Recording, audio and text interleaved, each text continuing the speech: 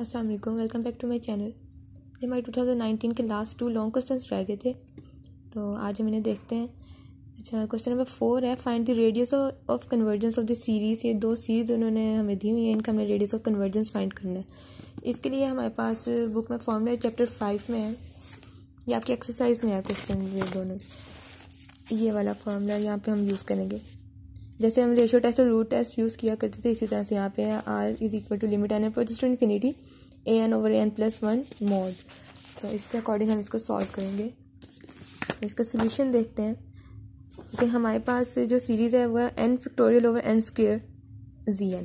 ठीक है, यहाँ पे हम an को ले लेंगे n⁴/n² और an+1 यानी जहाँ जहाँ n है वहाँ पे n+1 आ जाएगा।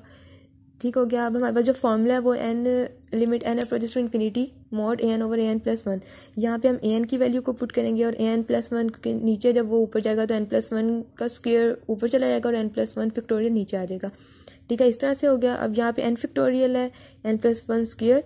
इस n+1 का फैक्टोरियल अगर हम ओपन करें तो हमारे पास n+1 इंटू n फैक्टोरियल आता है। ये n फैक्टोरियल इस n फैक्टोरियल से कैंसिल हो जाएगा और पीछे हमारे पास n+1 बचेगा, तो वो एक इससे कैंसिल हो जाएगा, हमारे पास आ जाएगा n+1/n²। अब यहाँ पे हम n को अगर कॉमन ले लें तो हमारे पास आता है 1+1/n और नीचे n² इसी तरह से आ जाएगा।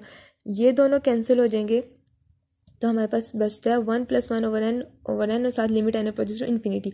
अब यहाँ पे जब हम लिमिट को पुट करेंगे तो हमारे पास आता है 1+n की जगह पे इन्फिनिटी आ जाएगा, तो ये 0 हो जाएगा। लेकिन डिनोमिनेटर में क्योंकि इन्फिनिटी है तो 1/∞ हमारे पास क्या आता है 0, तो हमारा जो रेडियस आएगा वो आ जाएगा 0। अब इसी तरह से जो दूसरी सीरीज है इसका अगर आप स्क्रीनशॉट लेना चाहें तो ले सकते हैं। ओके, अब दूसरी सीरीज हमारे पास है समेशन iota n+2/2n zn। इसका भी सोल्यूशन देखते हैं।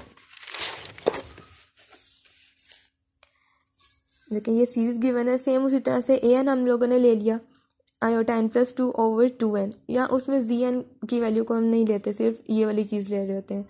ठीक है, साथ an+1 आ गया, उसी तरह से जहाँ जहाँ n है वहाँ n+1 आ जाएगा, तो ये n+1+2 बन जाएगा जो कि n+3 आ जाएगा यहाँ पे, और नीचे भी 2n+1 तो ये 2n+1 इसी तरह से आ जाएगा। उसी तरह से फॉर्मूला हमारे पास जो गिवन है वो limit n approaches to infinity an/n+1, वहाँ पे हम इनकी वैल्यूज़ को पुट करेंगे। यहाँ पे iota n+2/2n आ जाएगा ये वाली वैल्यू, और an+1 की वैल्यू आएगी ये वाली जो कि 2n+1 ऊपर चला जाएगा और iota n+3 इसी तरह से आ जाएगा।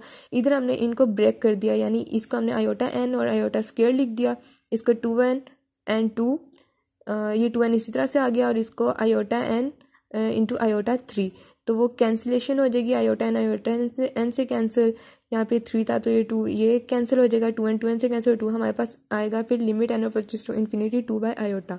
यहाँ पे हम रैशनलाइजेशन कर देंगे, नीचे iota तो -iota/-iota के साथ इसको मल्टीप्लाई कर दिया, हमारे पास आएगा -2iota/-iota²।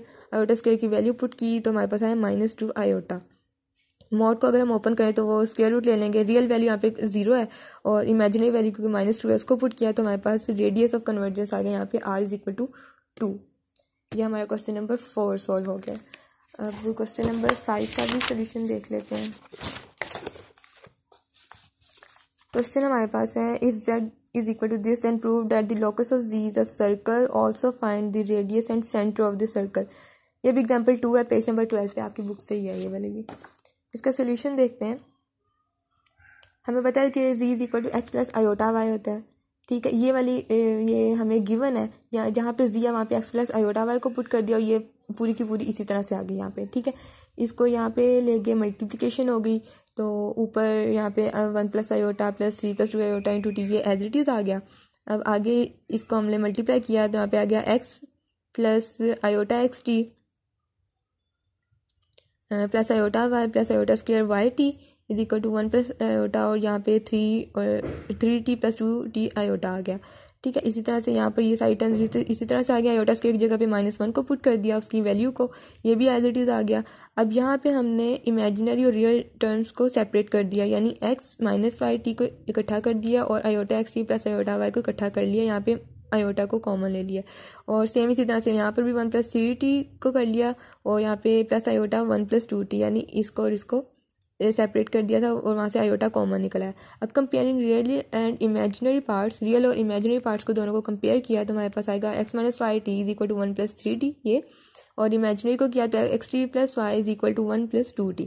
अब ये दो इक्वेशंस आ गई हैं हमारे पास। अब इनको हम फर्दर सॉल्व करेंगे तो फ्रॉम 1 हमारे पास आएगा x minus y t is equal to 1 plus 3t। यहाँ से x वाई टी को सेपरेट कर दिया, यानी दूसरी साइड पे ले गए, t वाली टर्म्स को इकट्ठा कर लिया, इधर x माइनस 1 आया इज इक्वल टू टी को सेपरेट, टी को कॉमन निकाल लिया तो 3 प्लस वाई, और यहाँ से t की वैल्यू हमारे पास आ जाएगी x minus y over y plus 3। अब इस t की वैल्यू को हमने इस इक्वेशन नंबर 2 में पुट किया, ठीक है। यहाँ पे हमने इसको पुट कर दिया t की जगह, t की वैल्यू को, ठीक है। यहाँ पे ये इसके साथ मल्टीप्लाई हो जाएगा और साथ हमने y प्लस 3 का एलसीएम ले लिया, ये यहाँ पर भी आ जाएगा, और इधर भी y प्लस 3 का एलसीएम लिया तो यहाँ पे y plus 3 plus 2 x minus 1 आ गया।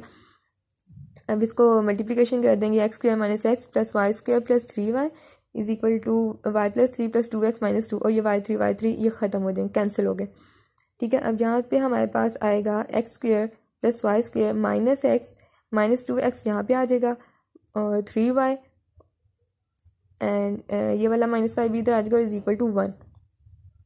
तो इसको फर्दर जब हमने कैलकुलेट किया तो हमारे पास आएगा x square plus y square minus 3x plus 2y minus 1 is equal to 0। इसको इक्वेशन नंबर 3 का नाम दे दिया।